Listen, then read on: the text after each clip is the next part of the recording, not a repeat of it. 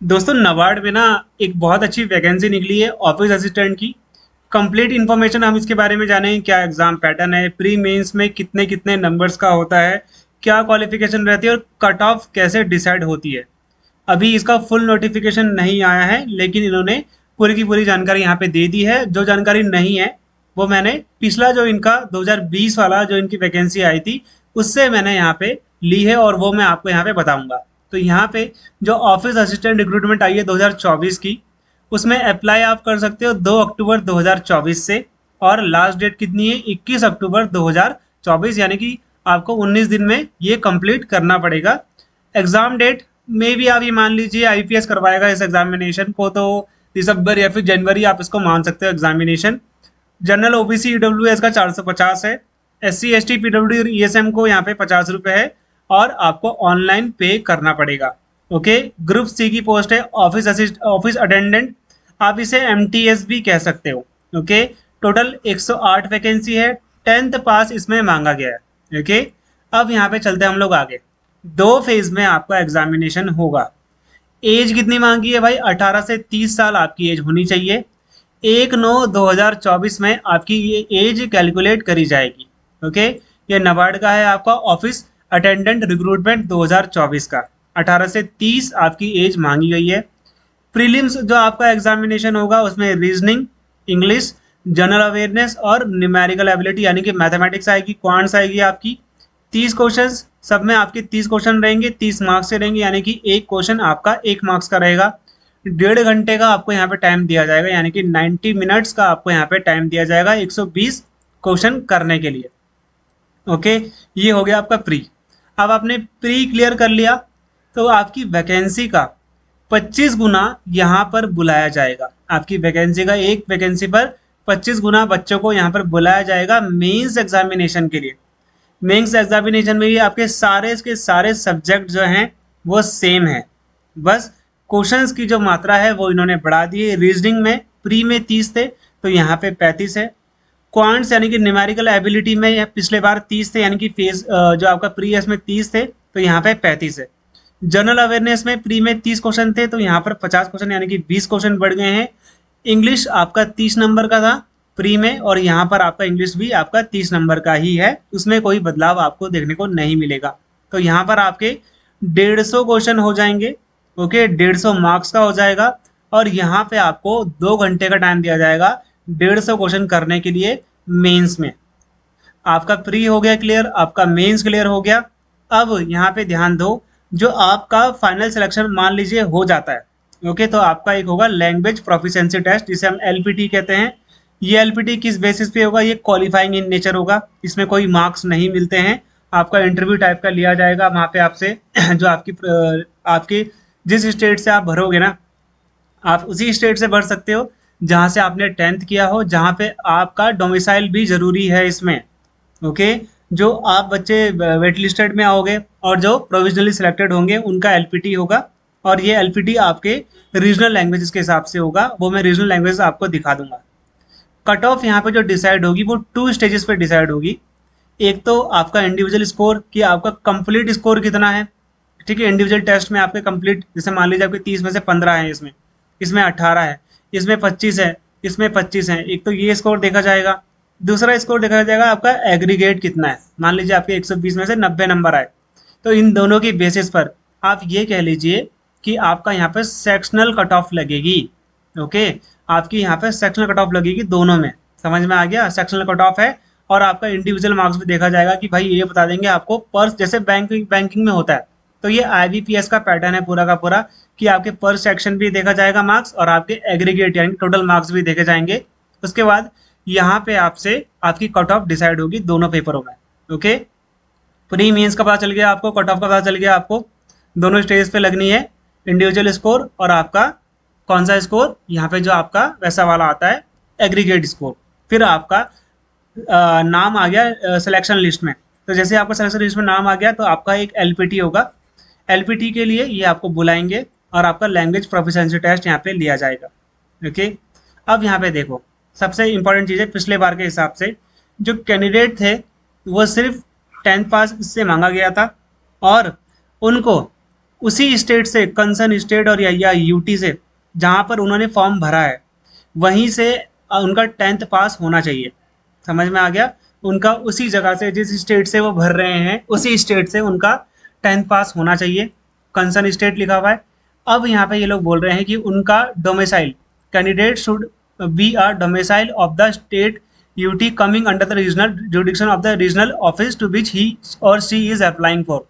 जहाँ से वो अप्लाई कर रही है या कर रहे हैं, ओके, वहाँ का, जैसे मान लीजिए आप उत्तराखंड से अप्लाई कर रहे हो तो उत्तराखंड से ही आपका 10th पास होना चाहिए, उत्तराखंड से ही आपका डोमिसाइल होना चाहिए, तभी आप इस फॉर्म को भर पाएंगे। समझ में आ गया?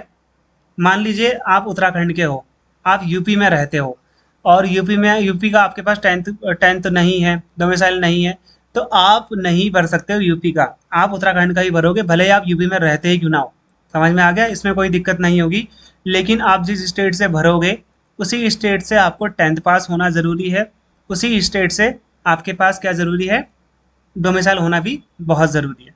अब जो आपका प्री एग्ज़ाम होगा ना, जो मैंने आपको बताया वहाँ पे कितने नंबर का था, यहाँ पे 120 नंबर का, वो सिर्फ क्वालिफाई होगा, वो सिर्फ क्वालिफाई इन नेचर है। उसका मेंस और जो आपके फाइनल लिस्ट है उसमें उसके मार्क्स नहीं जोड़े जाएंगे।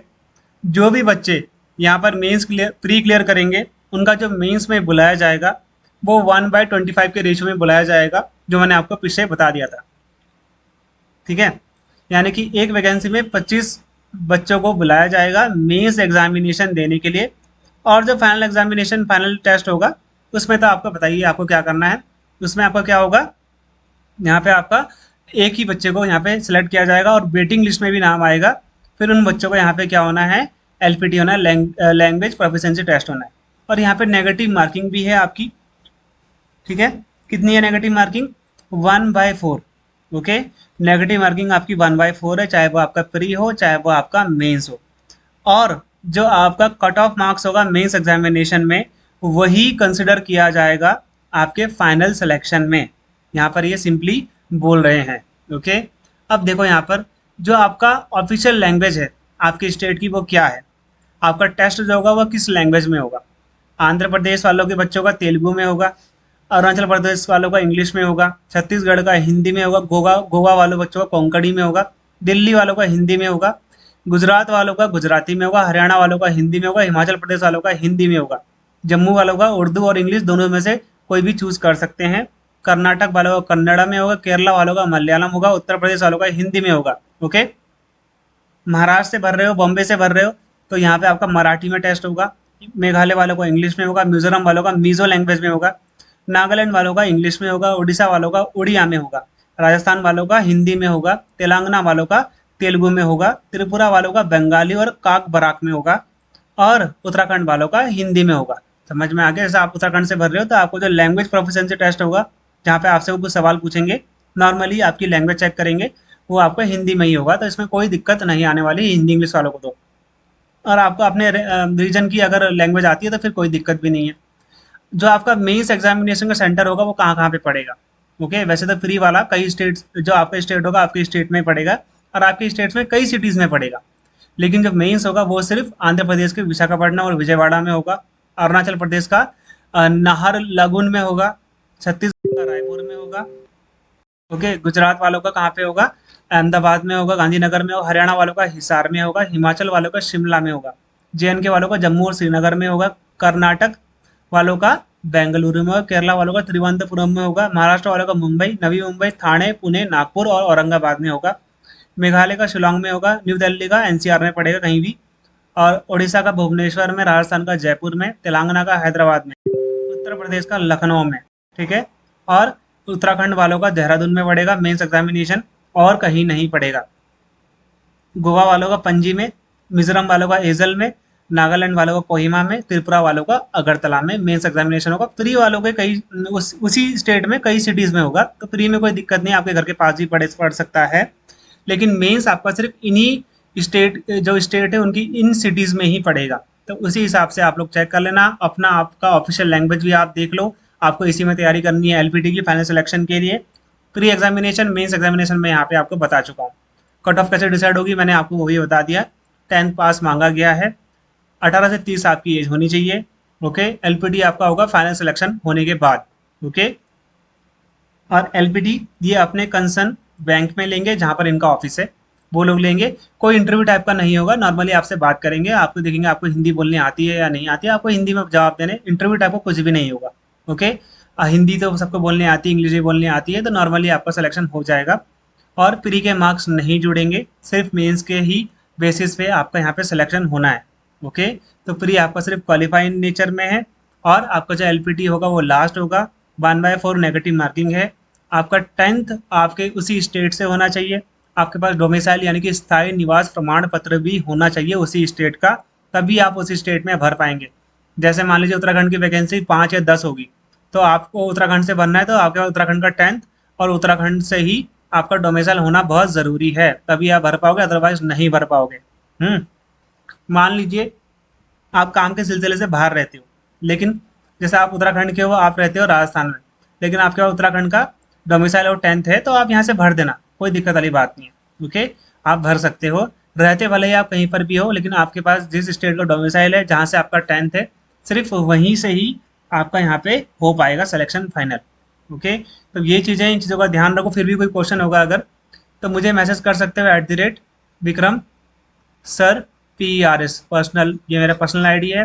टेलीग्राम ग्रुप का लिंक नीचे है, जाके ज्वाइन कर लेना। और फ्री मॉक टेस्ट का लिंक मैं अभी नीचे डाल दूंगा, फ्री मॉक टेस्ट अटेम्प्ट करो इसका, प्री और मेंस का, नाबार्ड ऑफिस असिस्टेंट का। ओके, इजीली आपका यहाँ पे ये क्रैक हो जाएगा, आपको कोई दिक्कत नहीं आएगी। फिर भी कोई प्रॉब्लम होगी तो आप मुझे मैसेज कर देना, मैं जवाब जरूर देने की कोशिश करूंगा। मिलते हैं अगले वीडियो, अगले गुड बाय, जय हिंद।